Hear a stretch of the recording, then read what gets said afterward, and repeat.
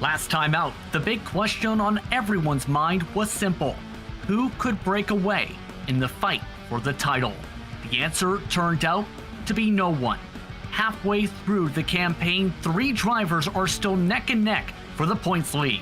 Matthew Thunhorst, J.R. Shepard, and Justin Morden will be looking for something, anything, to be able to build a buffer starting tonight. Who will accomplish that goal? We're about to find out on the Global SimRacing Channel. Good evening, everyone, and welcome to iRacing's virtual Myrtle Beach Speedway for the 7th race of Season 7 for the Bootleg Racing League's Grand National Series presented by Gargamel's Kitchen. I'm Justin Prince. Alongside me in the booth tonight is Devin Henry. Behind the scenes is our director, Sean Ambrose, and he's using cameras provided by Dougie Beer. Now, today brings us to a track which is no longer in operation, Myrtle Beach Speedway. Let's learn more about it with our GSRC track guide.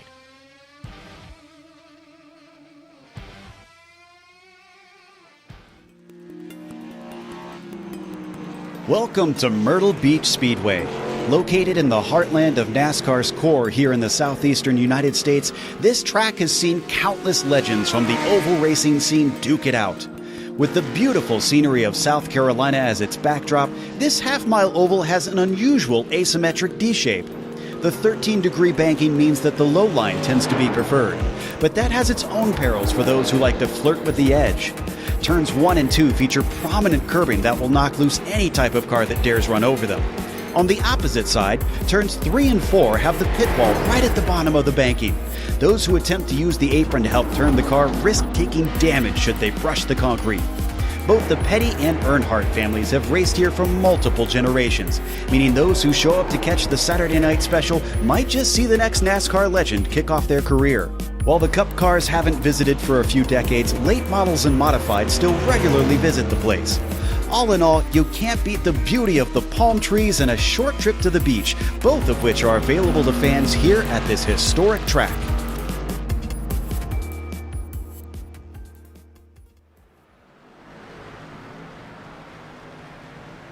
That's a look at your GSRC track guide for Myrtle Beach Speedway. Now, Devin has talked about this track is no longer in operation in the real world, but it's a series favorite for a reason. A very unique racetrack, especially with those turtles in turns 1 and 2, one that is very difficult to be able to manage. And that's part of right. Everybody loves it. Such a fun track to race, but brings such difficulties in every different way. As you can see on the map, there's really no part of this track that's similar to any other part of it. This half-mile, 13-degree banked oval brings you a different sort of difficulty every inch of this track. Of course, you have the front straightaway. It's a D-shaped oval, so you have a little bit of that tri-oval feel with the start-finish line in a strange place, not at the pinnacle, but not quite at the middle, where it's still a little bit banked and you can still go too wide. And then, like you said, Justin, you hit turn 1 and you have the dreaded turtles to the inside. No inside wall, just have to avoid those turtles. You don't have to worry about the apron, you have to worry about those white bumps that will absolutely send your car the other direction. And then, of course, when you go into 3 and 4, Justin, take away the turtles and just put up a wall. It's just a legitimate wall at the bottom of the corner. Drivers will flirt right next to that wall, and they're hoping to not get intimate with that wall at any point during the race, but anything can happen here at Myrtle Beach Speedway. It's going to be an interesting one, to say the very least, as a result here at this racetrack. This series is presented by Gargamel's Kitchen. Gargamel's Kitchen is a food-grade nitrous oxide provider located in Denver, Colorado. Proud sponsor of the Bootleg Racing League's Grand National Series. Visit their office at 2045 South Valentia Street or give them a call at 720-707-6178. These drivers have been having a very tight championship battle in this series. And how tight is it? Well, Matthew Thunhorst picking up his 3rd victory just gave him a 1-point separation over J.R. Shepard and a 2-point separation for Justin Morden. Austin Belke rounds out the top 4, 12 points behind, and Donnie Moore has quietly been running in the top 5 of the point standings with an average finish of 5th. He's 41 points back with a decent buffer to 6th on back in the pack. But let's take an opportunity to look towards our race details for tonight, Devin, as for our competitors, it's very critical to know what to expect for tonight.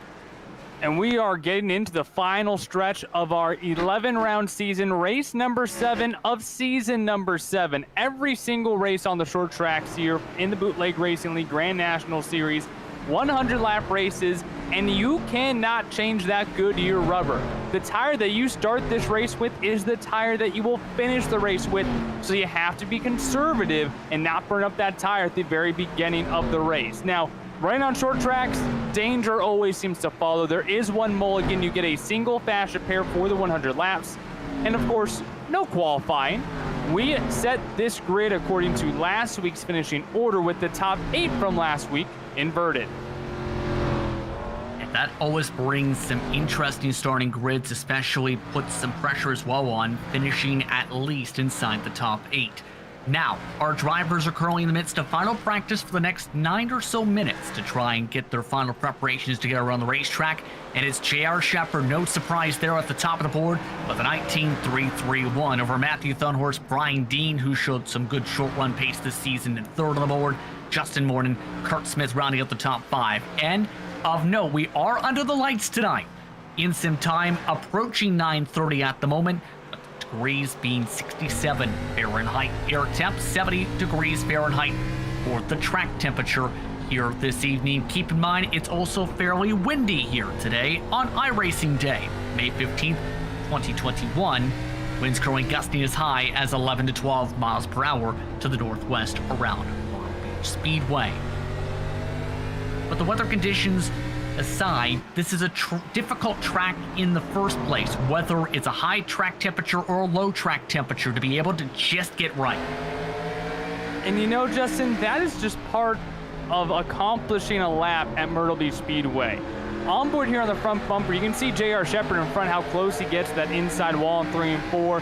Here, coming off the corner down that front straightaway, you can really allow the car to breathe and float up the track. But we've seen numerous drivers overshoot just a little bit, make some really significant contact with that outside wall down the front straightaway, and you lose all of your momentum heading into 1 and 2 and down the back straightaway. Essentially, it takes you an entire half lap to regain the momentum that you lose. There are so many what seem like insignificant parts of this racetrack that can become detrimental to your entire race at times. And just that little bit, the little bit of knowing where can I cross the line at this track, that is what makes it so difficult to navigate, and it also makes it just so rewarding to accomplish, you know, if you do it correctly. All those goals are very vital to be able to nail this racetrack, be able to drive around this various circuits. But I'm curious on your opinion on how this championship has fared out, because it's been one of the most stacked championships. I think we've seen one of the closest championship battles. To have 3 drivers separated by just a couple points after halfway through the season is absolutely amazing.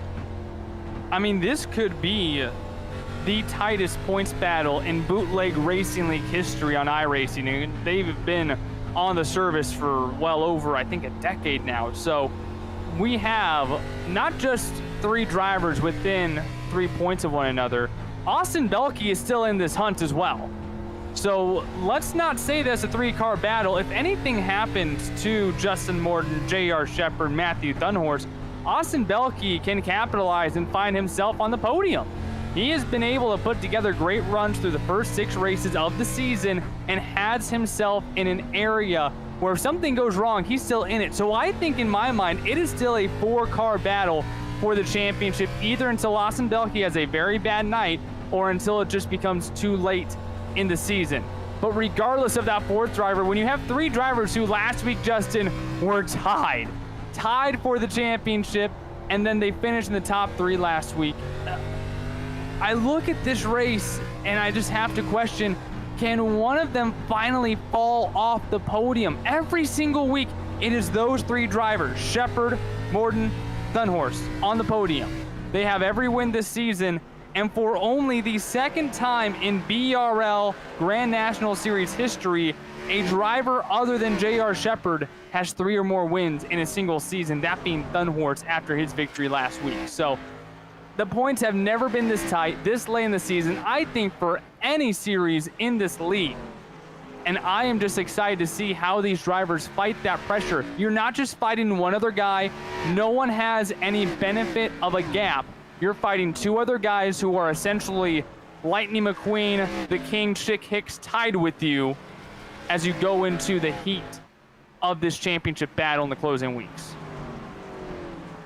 I'm very excited to see how these next few weeks fare out as a result here. It's going to be tight amongst those drivers up at the top of the standings, and it's been tight amongst them as mentioned throughout practice. As we've seen, there are also going to be a trio of cameras available for our drivers tonight. Justin Morden, one of those we just followed along with moments ago. Austin Belke, Lowell Jewell also have cameras throughout this evening here on GSRC. But keep in mind, these respective drivers will also be looking for, you have to think, outside that championship fight to be able to break out. Who are one of those drivers you feel from that first half of the season who really showcased what they can do and basically became that breakout driver for the standings? Well, this is a fixed setup series, and the person making the setups is actually Matthew Thunhorse, who currently is residing in that points lead and also the wins total lead. So not just the fact that he makes them, but the fact that he has been proven to be one of the best at driving them. Granted, 3 wins. That's kind of how you show it off right there. But even J.R. Shepard has mentioned, hey, I'm just not all that comfortable with these setups. I mean, he's in second place on the podium last week, Justin. He's going, hey, you know, I didn't really like it. Okay, mister, I finished second. Don't like my setup anyway, though. If that is all true, of course, if it's true that J.R. Shepard is not a fan of the setup, has a hard time driving it, and is still fighting for wins, I think that's the most impressive part to me so far, assuming that's all true. And I mean, we have seen JR probably more squirrely and less able to conserve more than ever since we changed to those kinds of setups. So it visibly has been a difference for J.R. Shepard. He's still overcoming them, and I would not be surprised one bit if he can finally figure out the feel of that setup and end up right away. It is the J.R. Shepard thing to do in this case, if you will. That just shows again the importance of making sure you get that preparation down. Know every nook and cranny of the respective setup to be able to then in turn execute on the racetrack. That knowledge so very vital for many competitors. But we're about 2 minutes away from tonight's starting grid as these competitors roll their way around the racetrack. What else should drivers keep in mind here for Myrtle Beach Speedway, knowing this is going to be a big round for points as well as a big time race when it comes to managing those tires? Well, I do want to look at, as we mentioned, the weather, and Justin, you said that it's a little bit windy with that 11-mile-per-hour wind, and when you look at Myrtle Beach, okay, these are very heavy stock cars.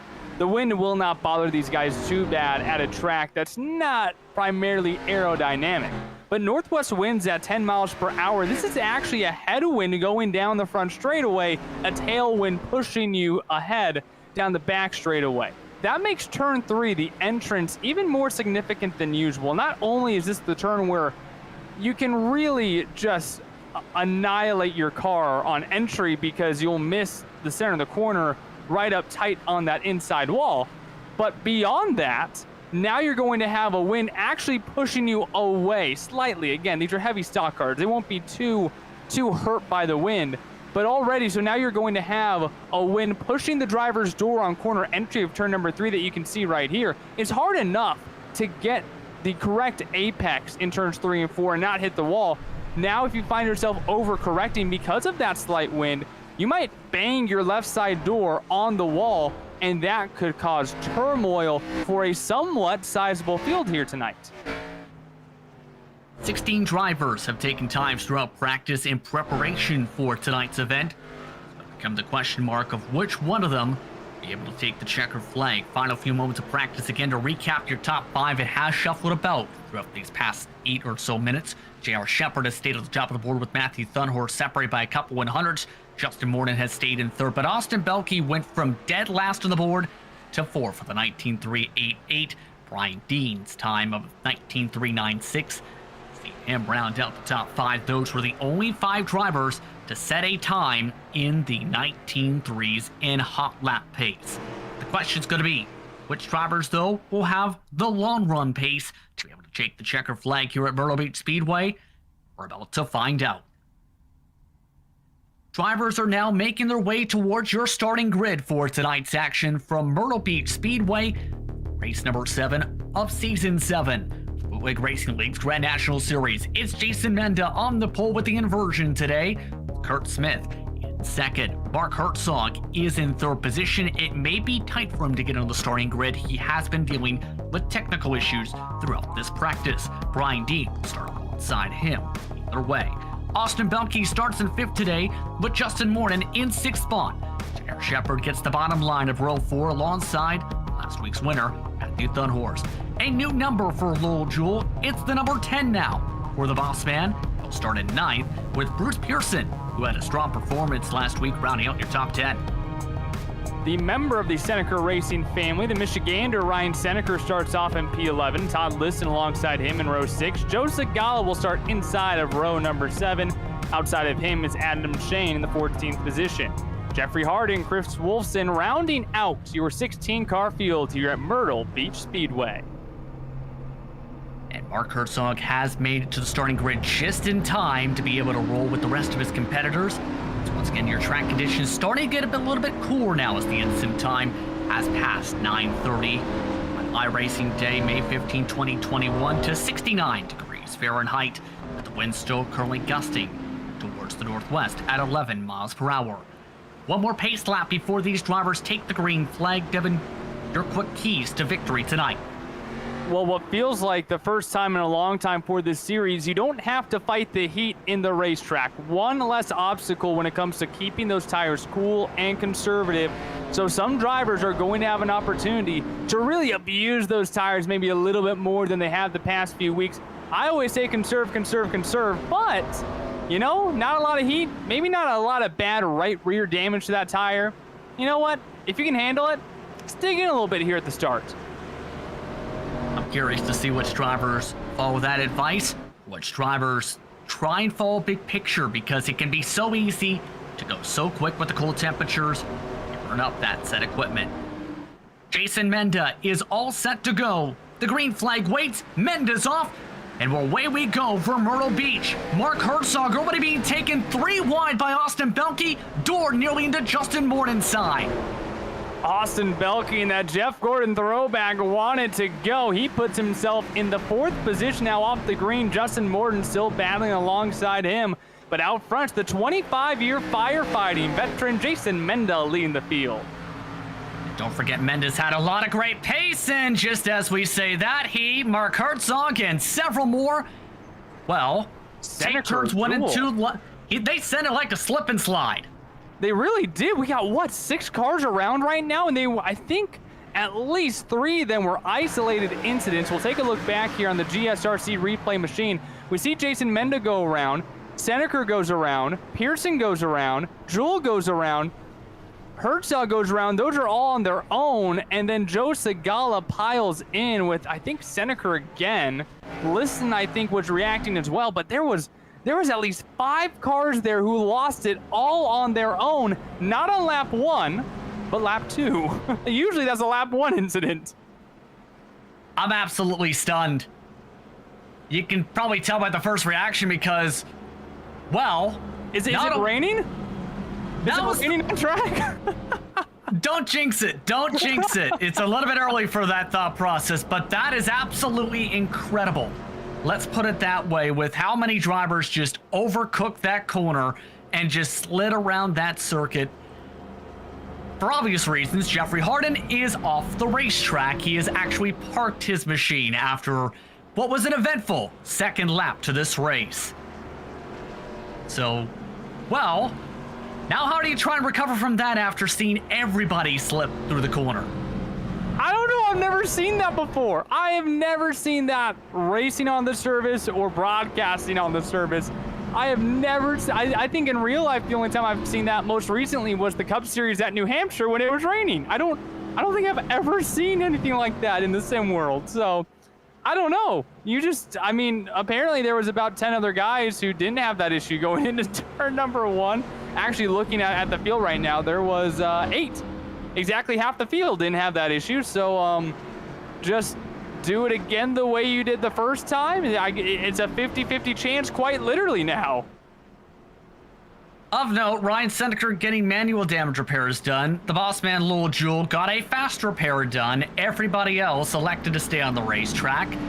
And we'll try this again.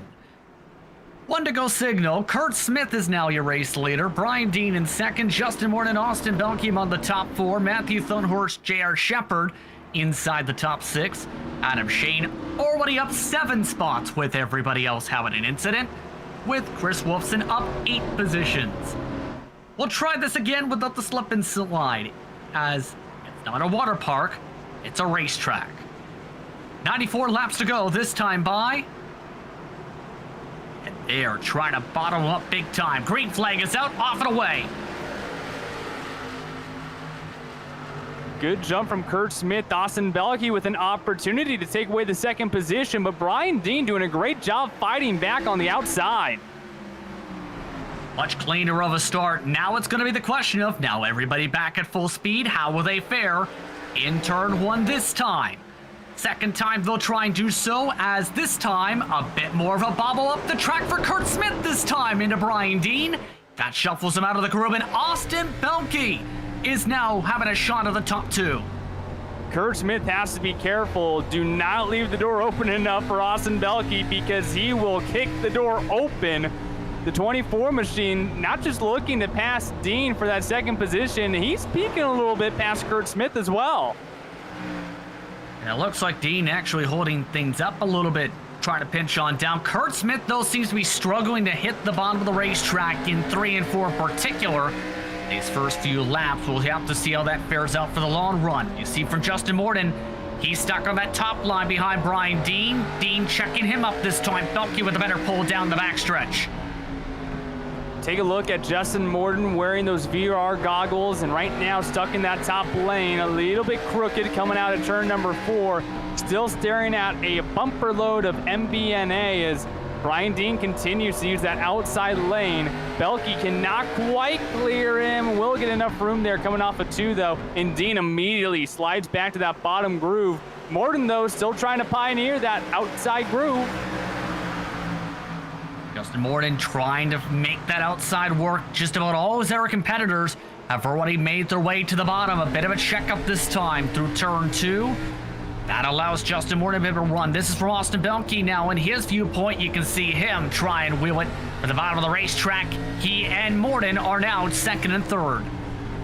The old school Winn-Dixie Mobile delivery for Kurt Smith tonight. And I gotta wonder, a number of drivers have had some difficulty entering turn 3 as Belke will now take a shot here for the lead. You see how tight they are on that wall. Is the wind playing with these cars a little bit, or is that just the hesitancy running that close to the inside wall? It's been one of the longer stints for Kurt Smith, leading throughout this season so far. Nearly bobbled coming off of turn 2 again. Justin Morton trying to fall behind him as Brian Dean still utilizing the bottom. Matthew Thunhorst just found a hole in the top. Justin Morton will watch as it's 3 wide behind him. This is going to be close with Shepard. Shepard on the bottom. Dean backs out of it, stuck in the middle. Matthew Thunhorst picks them both up and moves the number 8 machine to the 4th position. Belke now with the nose on Kurt Smith, but the 6 still getting some momentum off the high side. That time, though, it's the 24 leading the way. And up at the front, Austin Belke is now fully clear. Your race leader, number 24, up 4 spots. Justin Morton now to that bottom groove. Right behind him, you can see the edge of J.R. Shepard's nose. Nearly sent it 3 wide into the inside of Kurt Smith. J.R. Shepard does not want to be patient, it seems, tonight. Adam Shane entering the conversation as well in the red and black number 65 behind these guys as Dean continues to plummet.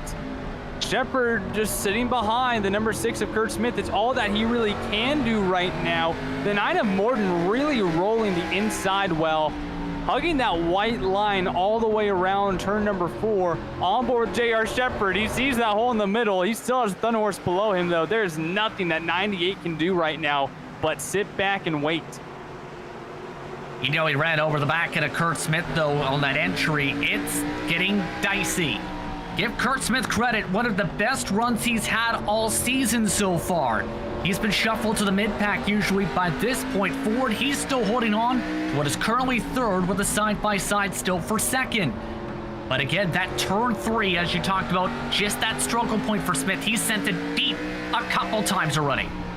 And you know what? Even if J.R. Shepherd is faster, Kurt Smith is holding his own, and that's all that really matters when you're in a tussle like this.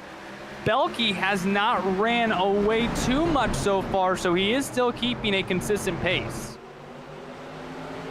Very impressive as near contact between Thunhorst and Shepherd coming off of turn 4. Torque in the bottle still varying things out. Smith a little bit more off the gas this time. That may set up Morton. And all of this, keep in mind, Dean is watching, Shane is watching, and Chris Wolfson with his best run all season is watching. Just absolutely incredible battling so far as Morton finally clears on by and Thunhorst tries to follow the door. The Pittsburgh principal stalking behind this group as now Morton and Thunhorst get by the 6, and boy, J.R. Shepherd wanted to cut off Brian Dean, cannot find his way to the inside. Smith floats up and they almost go 3 wide. Shepherd thought better but got out of it in contact with Brian Dean. Gets into the quarter panel. Smith, he's in the wall and the caution is out.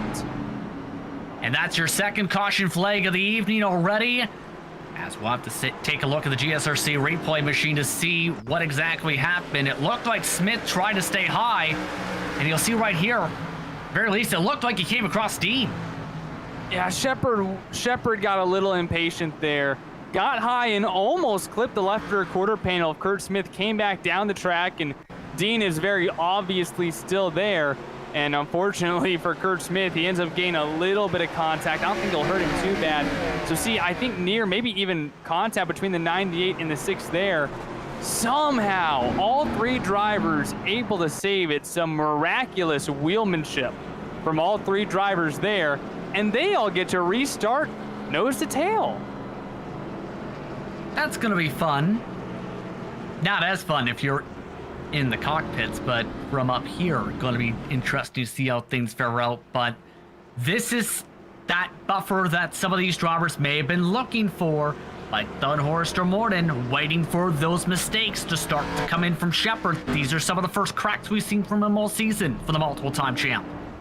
And you know, I think ever since the fixed setup group has been changed for this league, J.R. Shepherd has been driving astronomically differently. It's not the same J.R. Shepherd that we've seen the past 6 seasons. He's really having to adjust to a different kind of setup, and he's really driving different. You can really kind of tell the difference in J.R. Shepherd's driving style, attempting to fit into this new kind of setup. So there was some impatience there. He wanted to get around Kurt Smith. He felt like he was the faster driver.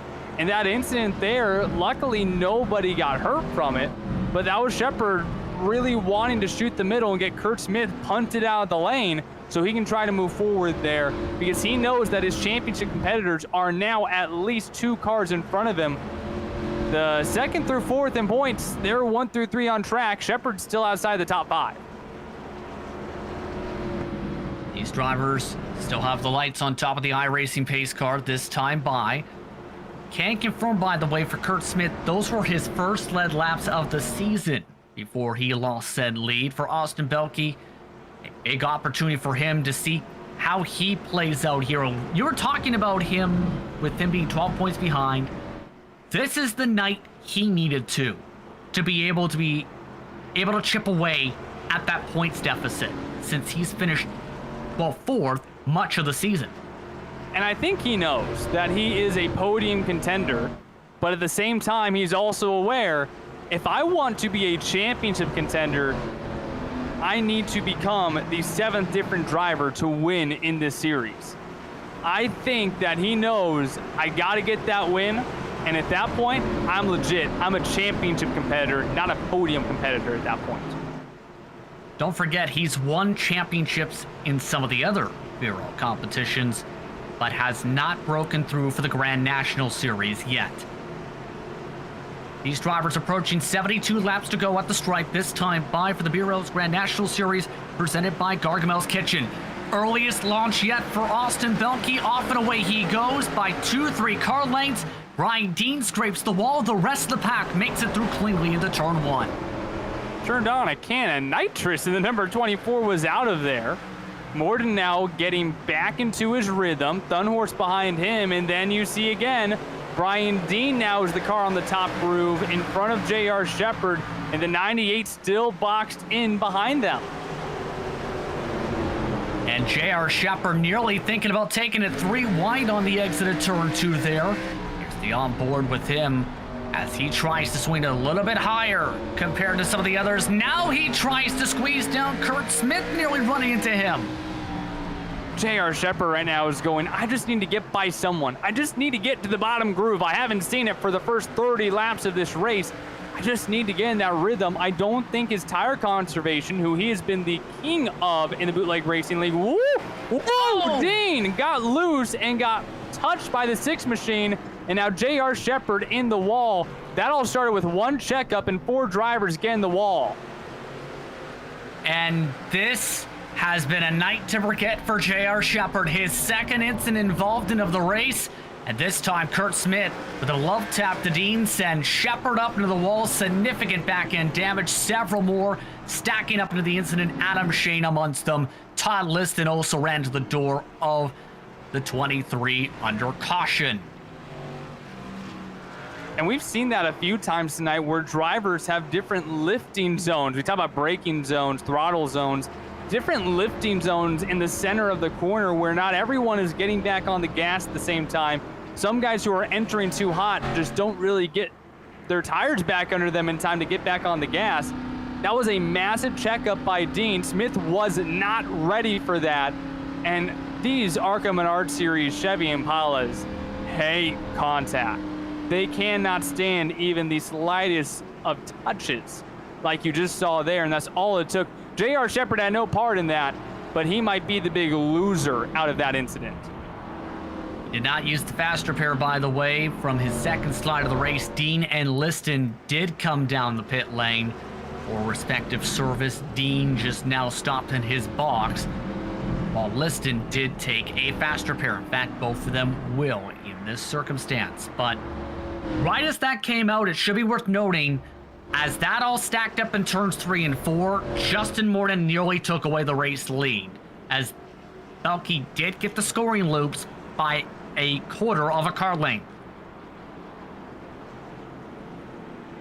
And you talk about Austin Belke and his past championships. Of course, the Bootleg Racing League runs about, sometimes more, sometimes less, 6 championships in a single season, 4 seasons per calendar year. Belke's first championships in the Bootleg Racing League came just last season. Won the Street Stock Championship and then won the Tour Modified Series Championship later that night back in Season 2. So a 2-time champion with the Bootleg Racing League, was able to get those under his belt like you mentioned, Justin. And I tell you what, watching Austin Belke from just even a couple of years ago to now, you can really see the improvement from the patience to saying a smart race pace. What he's doing right now is a smart race pace to conserve those tires. A completely different driver than what we saw maybe even just a few seasons ago. Remember, he's talked about the importance of long run pace compared to hot lap pace. Seen that reflect in some cases in the practice charts. Now, he'll be tested again, though, by Justin Morton. Keep in mind, Austin Belke did win in the late model series earlier tonight. Pro Truck Series, J.R. Shepard. Green flag is out. Great launch for the top 3. Side by side for 4th on back as Chris Wolfson nearly doored somebody.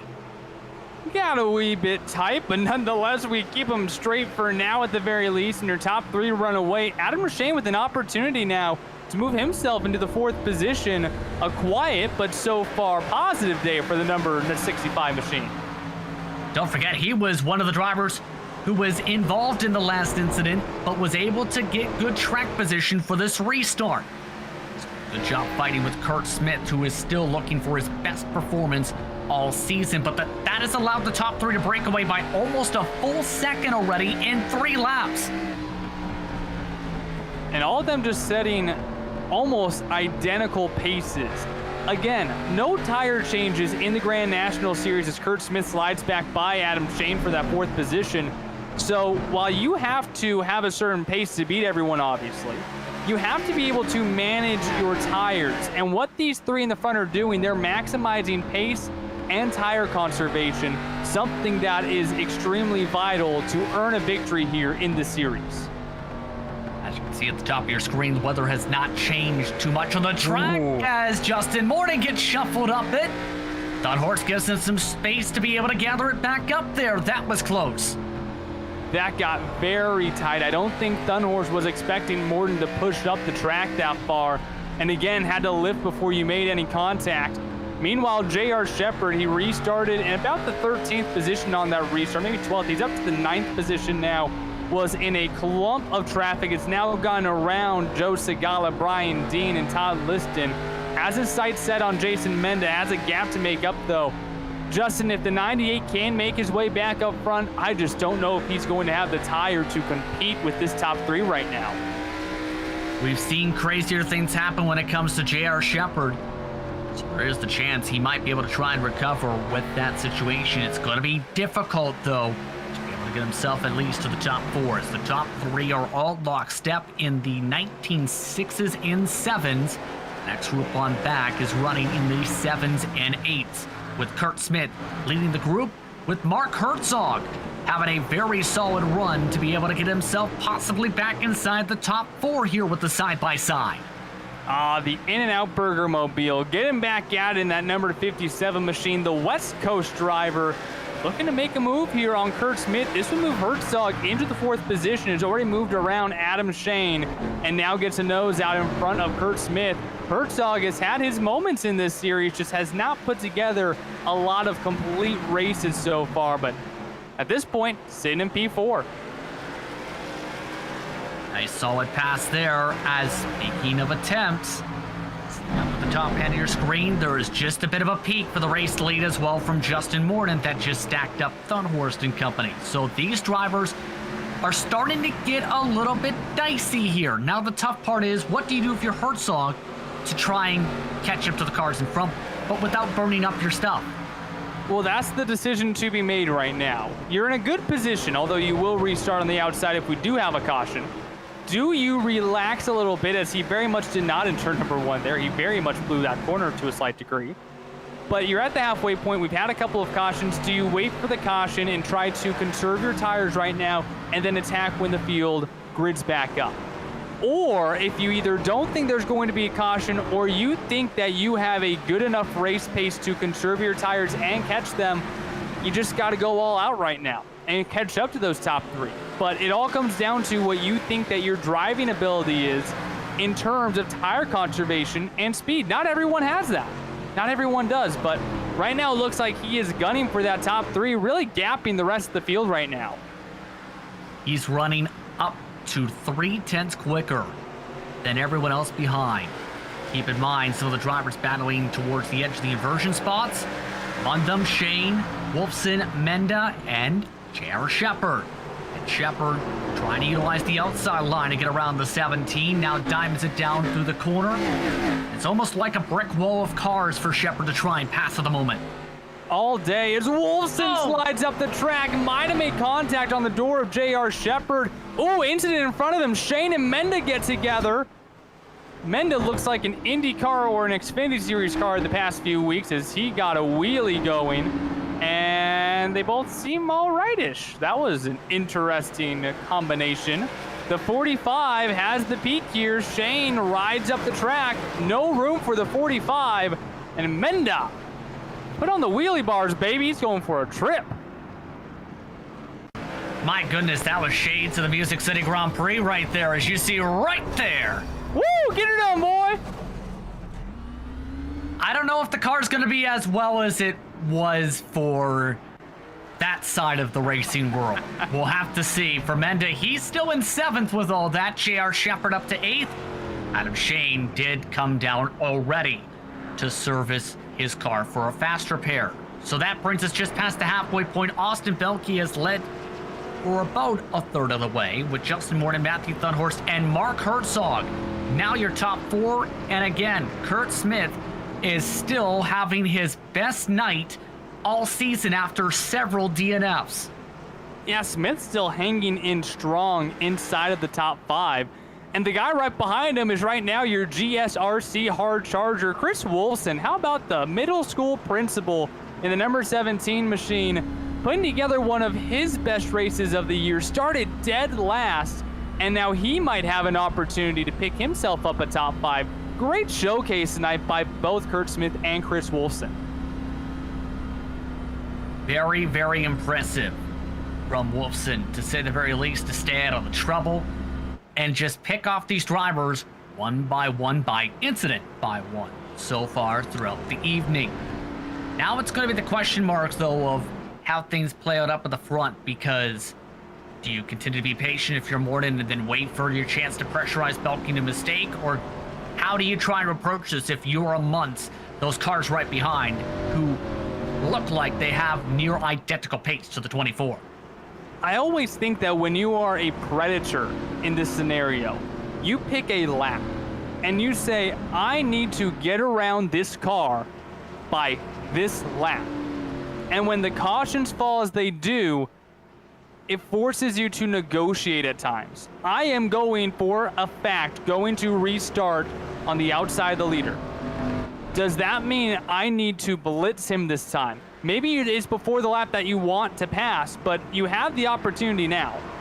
Do you want to blitz him right now, or are you thinking that that lap is later in the race? Maybe lap 75, lap 80, depending on, again, how you think your tire conservation is gone compared to the driver you're trying to pass. So that is an internal battle that Justin Morton has to go through. When do I need to pass this guy by? And how does this caution change my approach? Change maybe the number of laps that I need to get around the 24 car. Keep in mind, Justin Morton with 1 victory, Thunhorse with 3, Shepard with 2 on that mark. So something to consider, as well as the chance to become a multi-time winner when it comes to Morton's case. Green flag is out. Not as big of a launch this time. A bit of wheel spin from row 3 on back. The rest of the field fighting their way through turns 1 and 2. Morton attempting to use the momentum on that high line, cannot find his way around the 24 though. Meanwhile, Chris Wolfson going around the number 6 of Kurt Smith on the outside lane. Smith with issues getting off the blocks on that restart, and now might just lose his spot inside the top 5. Here comes Thunhorse peeking to the inside of Morton for P2. And Morton's leaving the door very much open. Wolfson and Shepard collide down the back straight. And one of them has just crashed into the pit entry. No caution. We stay green. Dean has gotten ruined as well. And now the caution waves as another car's around. And Kurt Smith. Everything going wrong in the span of a lap. Let's take a look. An absolutely horrific night for J.R. Shepard. The gray and blue number 98 beside the black number 45. You see what happens here. The 17 gets clipped a little bit with the 6 and goes straight into the 98 of J.R. Shepard. Not a thing that Shepard could have done there to change the outcome of this. And that's how quick it happened for Wolfson there. Just tapped. These cars hate contact so much. He just tapped Kurt Smith, and that 17 car is going to a junkyard. Keep in mind, Kurt Smith, after that contact, ended up being the trigger for the caution flag the next corner, because Jason Menda turned him around to bring out the trigger down the front straightaway. Smith, Dean, Shepard are all now coming down the lane. See what happened. This is, again, just seconds after what just happened down the backstretch with everyone crashing to the pit entry. You then have Smith slow on the exit, and he gets bopped around. Boy, I don't know if that's a mechanical error. I don't know if he expected the caution to be out, but as you mentioned, Justin, noticeably immensely slower than everyone behind him. Menda likely did not have much time to figure out exactly what was happening with that 6 machine. A lot to unfold there, and unfortunately we kind of slip around some of the other unfortunate fatalities in that wreck, including Brian Dean, who has had himself a night as well. But J.R. Shepard clawed his way back to P7, and the number 98 machine will now restart back in the 13th position again. Tough break for Shepard on the bright side. He has used the faster pair. Just has to be able to conserve that the rest of the way. Kurt Smith, 14 seconds to the pit lane, 6 seconds for Brian Dean. Wolfson had to use a tow with his demolished race car and lost a lap as a result. In fact, Dean coming down a second time, this time by One of the benefactors of all that, Bossman Lowell Jewell up inside the top 6 now for this upcoming restart. And hey, how about this, Justin? You remember what happened to the IndyCar who did the wheelie? He won the race, right? Right. Well, Jason Mendez in 5th for some reason. Don't ask me how. But Mendez back into the 5th position. He's in this thing. I think I see a smile on the Bossman Lowell Jewell's face as well a little bit as he discusses things after that situation. All very intriguing. There's a chance for a lot of underdog performances as a result with tonight. For whatever reason, this track brings out those interesting performances and storylines I've noticed throughout the seasons. We've seen Morden in the past be able to do very well holding off drivers here. We've seen a lot of drivers showcase this is their chance for one of their best finishes of the season. And it's so much fun to watch those guys. I mean, Mark Herzog isn't even a full-time driver in the series. He's running 4th. But the biggest benefactor from that last wreck, Justin Morden and Matthew Thunhorst.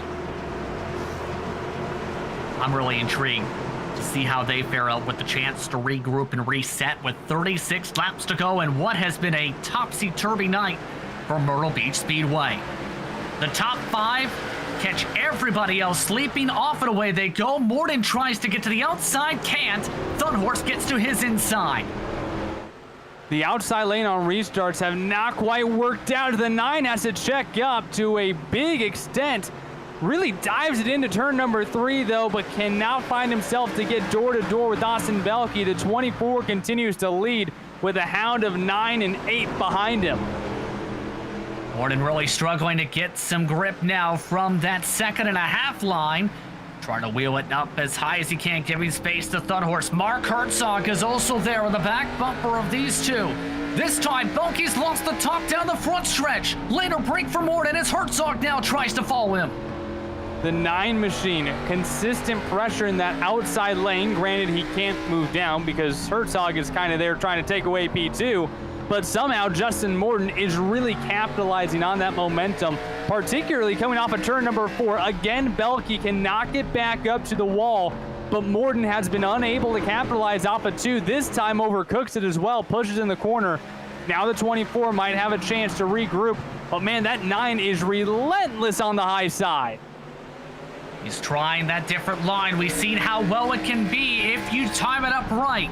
And now Morden's gotten the most side-by-side he's gotten all night. This time, a little bit more space this time. Belke's giving him the respect, though, of that outside groove coming up to 31 laps to go. Coming off of 4 might be the best opportunity that he has had against that 24. Almost nose to nose, coming to the start-finish line. Working that wheel. Look how smooth he is. Almost a 90-degree rotation in the center of the corner, though, with the wheel. Momentum on the outside. This is the best that the 9 has had on the 24 all night. He's got a bit of a nose here coming off of 4, where he has had the most momentum on exit. And he's seen right down that entire straightaway. He was looking to the left at Austin Belke, trying to keep an eye on him. Belke nearly doored him slipping up the racetrack. This is getting dicey now. Thunhorst has now moved up to the top. Herzog trying to wheel the bottom of the racetrack, and this is all allowing, keep in mind, Jason Menda to slowly reel in these cars. That time by, though, at the stripe, by a razor's edge, it was Morden with the lead lap. Able to maintain that door-to-door connection, especially off of 1 and 2, is impressive. Almost forcing the 24 to really hug that wall. Look at the aggression. Look at the pure intensity on the face of Austin Belke here. Using a road racing wheel, if you will, pushing up the track a little bit on the entry of turn 1. A great job by Morden being able to tell that and give the 24 enough room, because if he doesn't do that, they're both likely going for a ride. Biggest chance for Belke to try and secure a victory all season. 27 to go at the stripe. That time it was Morden with the lead lap. Thunhorst nearly misses the corner right behind him. And he ends up having to move up a little bit and lose some ground. Herzog ended up missing the corner. That's why Thunhorst lost so much time and drifted all the way up into nearly the outside wall. As Morden uses the outside line, just about clear in 1 and 2 this time. Belke not giving up. Morden takes the lead. Belke really shook up the bout for the lead by moving a lane up the track in 1 and 2, and somehow Justin Morton essentially utilized the 3rd lane to make the pass for the lead. Thunhorse now follows behind around the outside of Austin Belke. Herzog looking to keep that train rolling on the high side as well. And now, Thunhorse trying to go a little bit deep. That's why you see the communication and the looking around from the corner exit this time for the 9. Thunhorst is there with a chance to try and rip away the race lead, a quarter of the way to go in this race. Thunhorst wants the lead for the first time. Side by side, two guys who communicate a lot here in iRacing. They're typically on their own little separate channel, like to chat with each other as well. Now duking it out for the lead. Herzog, though, has Thunhorst rather, a lot of momentum, just like Morton did against Belke. The number 9 really hugging the inside in 1 and 2, attempting to keep the 8 at bay, but that won't. Oh, yellow flag is out. Thunhorst easily had the lead. And it's Bruce Pearson this time who brings out the yellow flag. And he got some help from Kurt Smith on the entry to turn 1. One of the trouble spots with this track is sometimes you leave the door open, but if you try and slam it shut, somebody says no and sends you around. And we've seen a lot of drivers tonight on that inside lane, specifically in turn 1 and 2. We saw it with Belke and Morton. The drivers on the inside are forcing that driver on their right up even farther up the track. I mean, the inside driver is using the second lane.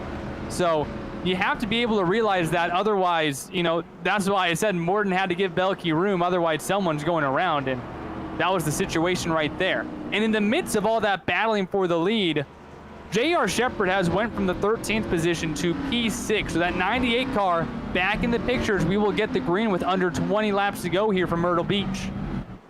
If he comes away with the top 3, I'll be surprised with how many laps there are to go, but also how crazy this could get here up at the front between Thunhorst and Morton. By the way, the reason you see the wave around car there, Chris Wolfson, is that gets him his lap back and brings us back to 15 competitors on the lead lap here at Myrtle Beach Speedway. And don't forget, the next time out for these drivers, they go to another thrower in the Lanier Raceplex. So it's not going to get any easier from here. I would be amazed if J.R. Shepard has the ability to get on the podium here tonight after this horrific day that he has been having. That being said, I wouldn't be surprised, because J.R. Shepard has amazed me far more than once watching the past 6 seasons, the Bootleg Racing League. He's done it before. There is a race I remember at North Wilkesboro in particular got involved in some trouble in the early stages.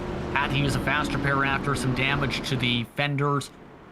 And then came away with the race lead with about 30 laps to go. Also got perfect timing when it came to the cautions to be able to line up at the bottom. And we know how important that bottom groove is at that 1980s era circuit here on the iRacing service. But we'll have about 17 to go when we get back going. We're coming up to 18 to go this time by. Who's your pick for these closing stages? Boy, Matthew Thunhorst took off like a racehorse on the outside of Justin Morton. Thunhorst, we know, has the pace, but Thunhorst passed Morton on the outside. Morton passed Belke on the outside. Well, now Justin Morton will restart on the outside lane groove here against Matthew Thunhorst. So if the number 8 machine cannot launch off the starting blocks here on this restart, Justin Morton, we know for a fact, will have the ability to fight back on the outside. Can he do it? Big question. 17 laps to decide it. iRacing pace car is on. Both of them in sync on the launch. Green flag is out. Back underway. Morton nearly kept it side by side into the corner. He tries that second line as Thunhorst slipped up the track. Thunhorst stays clear, though, to hold on to the race lead down the back. Fabulous restart for Matthew Thunhorst as the 9 reels back in the rear bumper. Had to really lift in the center of the corner. On board here with Justin Morton. Has to track back down that 8 machine. 16 laps to go here at Myrtle Beach. I don't know where he's going to find that speed, but he really will have to pounce on the 8 to get around him.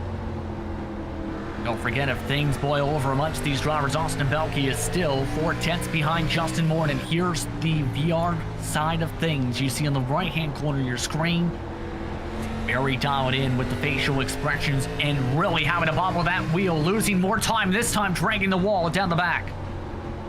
Gains a ton of time on corner entry. He's blitzing the entry, but you'll see the 8 start to scoot away a little bit on exit. I think that overall, though, it was a gain there for Justin Morton. Again, reels that rear bumper in a ton on entry, but all that momentum that he's losing going into the corner, he is just getting obliterated by on exit. Boy, really hugging that inside lane. Just cannot quite find the sweet spot, though, to gain time on Thunhorst. Takes some work to be able to get to that back bumper. Under 13 laps to go. The top 2 have checked out. 3/10 gain in the past 2 laps on Austin Belke and Mark Herzog, who are holding on among your top 4. J.R. Shepard joining that complexion, though, as well. Right behind, of note, Kurt Smith has come down to the pit lane after bringing up more smoke. Fortunately, after a strong start for Smith, he is now off the circuit. But with 11 to go, J.R. Shepard is up to 4th. Herzog almost lashed the rear end of that car coming off of turn number 2.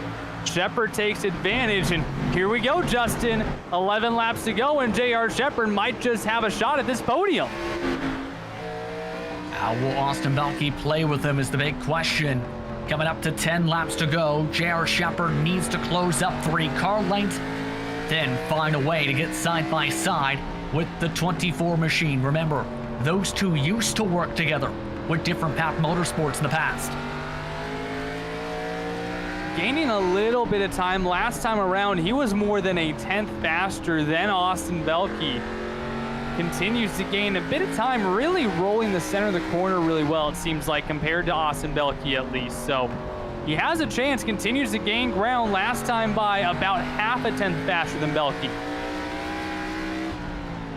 See that difference in the line J.R. Shepard's taking, trying to get a little bit more arc for the corner apex off. 8 laps to go. It still is about half a second the difference amongst the 2 of them. Last time by, they matched lap times, Devin. 19.875. That's not going to get it done. Yeah, that's a little bit tight, running the identical lap time, but nonetheless, they're both a 10th slower than your leaders. Thunhorst and Morton are checking out from the rest of the field, and I just don't know if Justin Morton has enough left in those tires to make a move on the 8 machine. Coming up to 6 laps to go in this race. The way things shape out, if Thunhorst holds on, he would extend the points lead by an additional couple points overall, and a significant amount by Shepard. We'll have to see how things play out, though, for these final 5 laps. Coming up to the high 5 from Barney the Flagman. Final 5 laps from Myrtle Beach. Thunhorst has been so spectacular at times this year, looking to win his 4th race this season. That would be the most wins by any driver in a single season other than J.R. Shepard. And there's a reason he's so good, of course, too. A lot of talent behind the wheel in official racing. Also keep in mind, Devin, races, various competitions across the service in various different series, and in this series in particular. The second he jumped in the car, he became a contender from the get-go for race wins and for top 3s. And with 3 laps to go, he's in a good spot with 0.3 of a second the advantage to look back towards the battle for 3rd. Austin Belke looking for his best finish of the year. Great race for Austin Belke, being able to run up front with these guys and then also keep up with the pace as well. Like we said, Austin Belke is just in the low teens behind your leader. He's only 10 points behind 3rd in the standings. This is going to gain him a little bit of ground on the top 3 as a whole here, just landing on the podium here tonight. White flag coming up this time by. Final lap for Myrtle Beach. What a race it's been.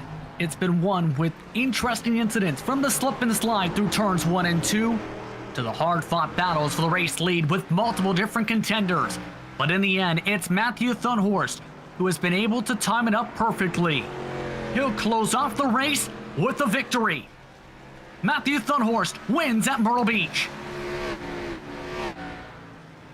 Morden having to settle for second. You know that's not what he wanted. He needs to get in victory lane, catch back up to Thunhorst, but at the very least for both of those drivers, this will be a monumental difference in the point standings. J.R. Shepard finishing in fourth. Thunhorst and Morden gain a somewhat reasonable deal here in this points championship. Very critical down the closing stretch to be able to gain wherever you can. A great recovery for Shepard as Thunhorst gets ready to burn it on down here at iRacing's virtual Myrtle Beach Speedway. It's his fourth victory of the campaign, and he'll get the chance to celebrate here on GSRC post-race coverage coming up in just a few moments for the BRL's Grand National Series presented by Gargamel's Kitchen.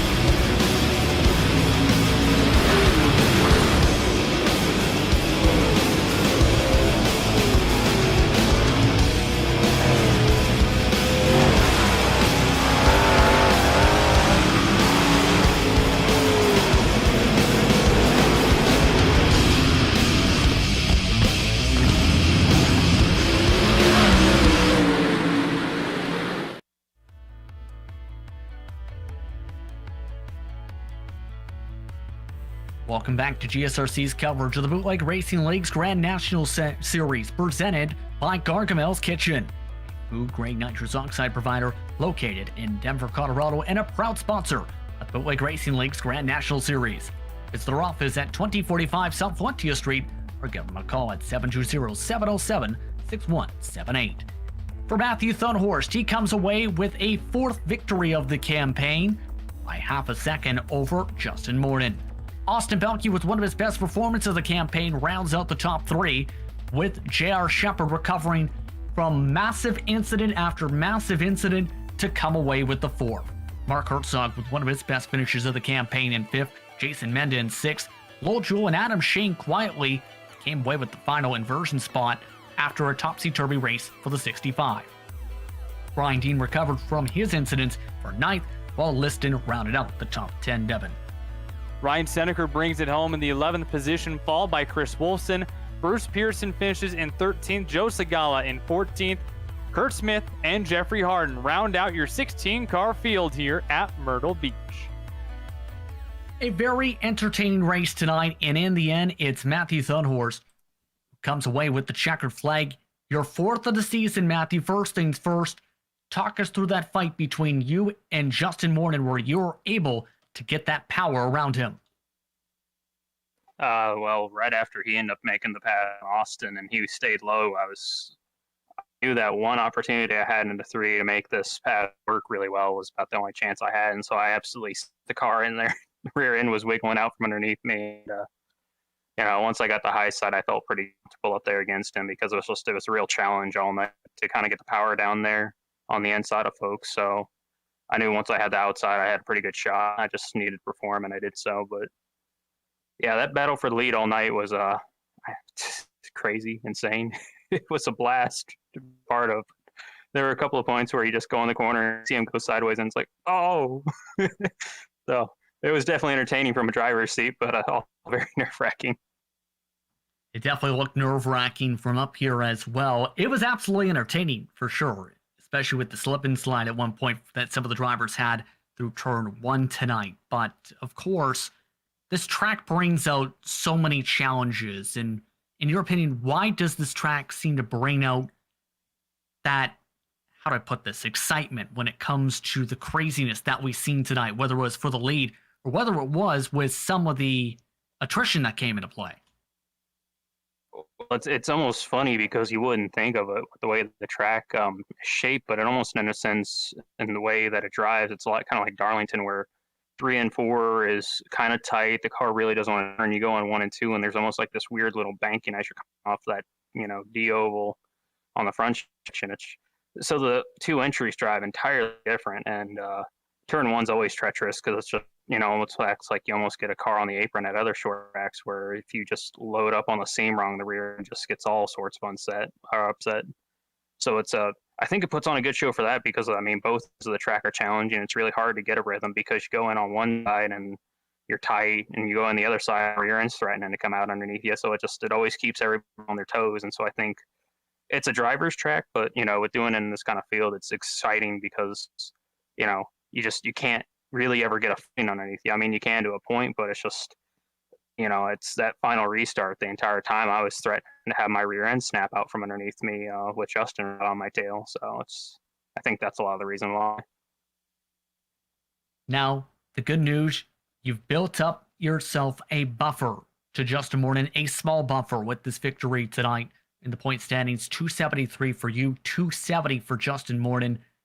But the next race at the same time, though, goes to one track which could also be very challenging, the Lanier Raceplex. Your thoughts on that circuit and the challenges that you'll face there, especially with how crazy some of the races get there? Oh, it's just the thing that always makes Lanier, just crazy is the fact that, you come off the corner and you're about ready to already start turning into the next corner, it's just with how short that the straightaways are and just how tiny that track is.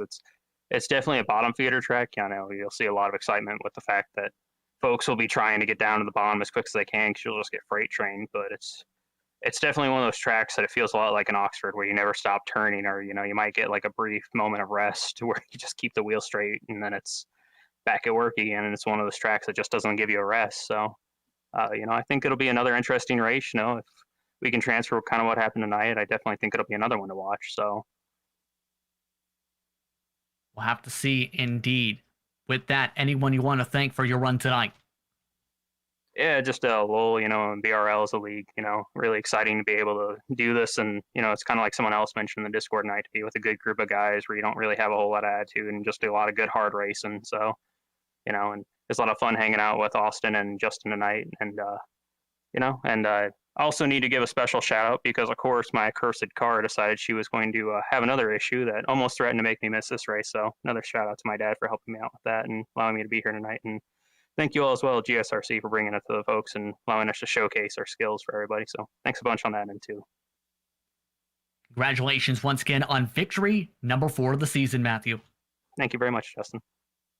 Matthew Thunhorst joining Elite Company, as talked about earlier with J.R. Shepard as well in the victory totals on the season. The driver he had to battle with tonight was Justin Morton towards the front of the field for parts of this race.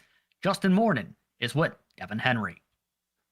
Yeah, Justin Morton brings it home in the second position through all the shuffling of lead changes that we had here tonight. You made the move on the outside, and then Matthew Thunhorst makes the move on your outside.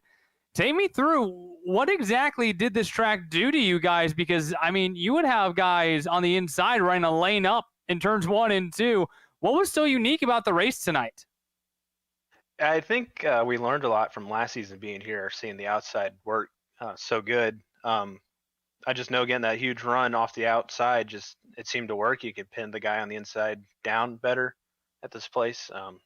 This is just a good racetrack.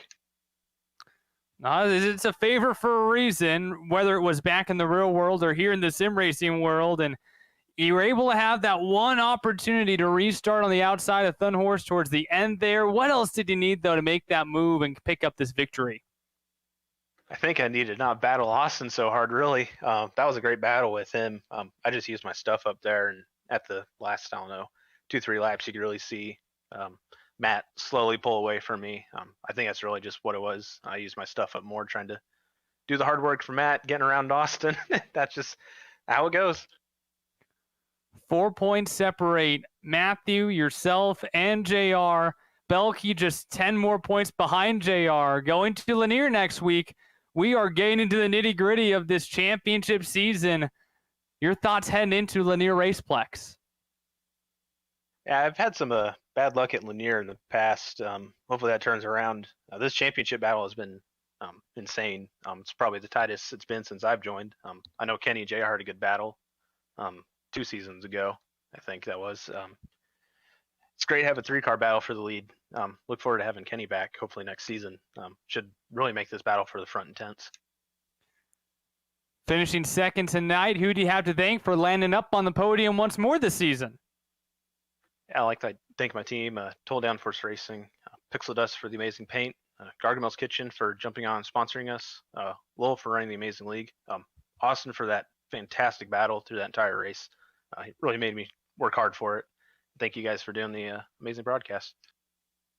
Justin Morton taking home P2 tonight at Myrtle Beach. Congrats, Justin. Thank you. And we don't get to talk to him all the time, but when we do, it's from great performances like we had tonight. Justin Prince is caught up now with Austin Belkey. And was just double checking this as well. It's been a streak of 5 straight races, Austin, entering tonight, where you finished 4th position. First things first, how does it feel to finally break through into the podium for the first time this season after being in 4th or 5th spot in every other race so far? Hey, Justin. I mean, it feels pretty good. It just sucks that it's to the detriment to JR. He had to battle back from a lot, so good job for him on coming back through the field multiple times. But, yeah, it's just I don't know what else I could have done there. It's nice to finish 3rd instead of 4th finally, but, man, the win was so close. We were really close, but hopefully we can get closer. Was going to say, you held on for a significant margin of time for that race lead. How difficult was it to try and defend from both the bottom and as well as trying to make sure drivers couldn't get to your outside, with how some competitors mentioned they can use that outside line to be able to stretch on down and squeeze on down their competitors to get runs?